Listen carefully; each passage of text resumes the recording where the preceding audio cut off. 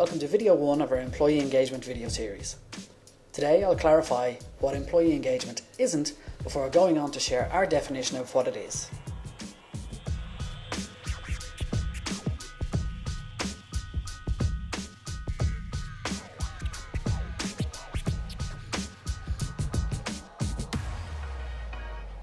Hello, I'm Derek from Thrive Consulting, and this is the exciting first episode of our video series on employee engagement.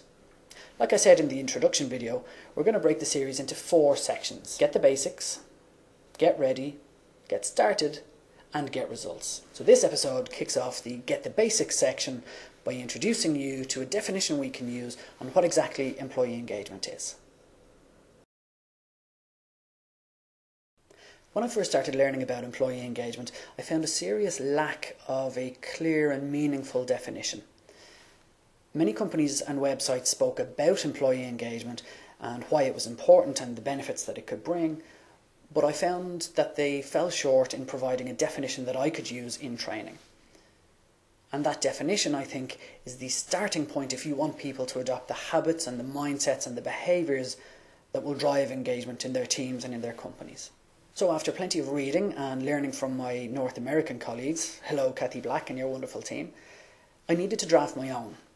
And that's the definition that I'm going to share with you today.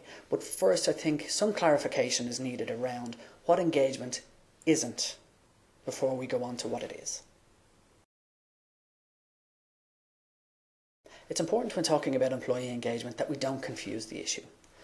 Employee engagement is not the same as satisfaction or employee happiness. These things are very important and they're the subject of some very interesting books and studies right now, but they're not the same thing as employee engagement. It's also not the same as engaging with. Really, this is about employee and workplace communications, and it's very important, but engaging with employees is not the same as having engaged employees.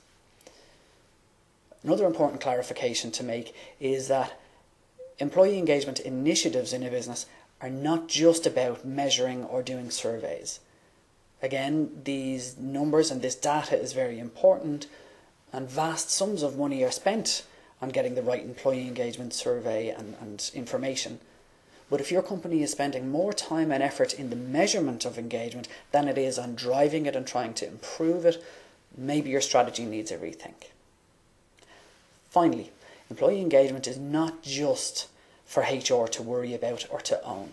The best companies that achieve the most impressive results are the ones where managers understand it, understand what engagement is, understand how they can drive it, and then take ownership of it in their teams. With all that said, let's move on to my definition of what engagement is that we'll use throughout the rest of this video series.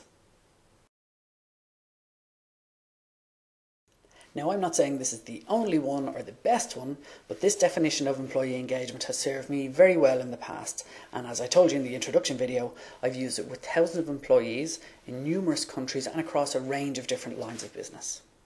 So here it is. To me, employee engagement is the level of motivation and commitment shown by an employee to their work and their stakeholders. Now, there are 2 key words there that we need to explore a little bit more. We could do a whole video series on motivation all on its own, but for the sake of this video I'm going to keep it much more short and simple. For me, an employee's level of motivation is the amount of their discretionary effort, both physical and mental effort, that they bring to do their work. You could say that it's how much fuel they're willing to burn, how bright are they willing to burn in the service of the work they're doing and the stakeholders that they serve. When I say stakeholders, I mean everybody who has an interest in what they do. It's themselves, their colleagues, their clients, their customers, their communities, the company they work for. So how much of that discretionary effort is an employee willing to bring?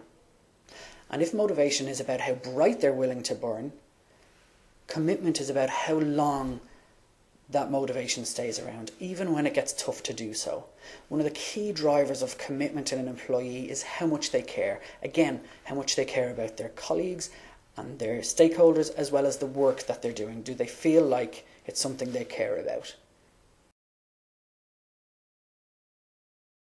Motivation is a huge area of study, and you don't need to be an expert on it to get started on your employee engagement journey. A simple Google search will show up lots of information and theories like Maslow and Hertzberg and things like that, as well as the more recent and excellent book called Drive by Dan Pink. In fact, in video 3 of this series, I'm going to share some of my recommended reading and viewing with you so that you can go a bit more in depth with some of these important topics. Another point worth making is that, as you'd expect, motivation and commitment are partly about internal factors like who a person is, how they think and how they behave in general, and it's partly an external thing where it's about where they're working, with whom and how they're treated within that environment.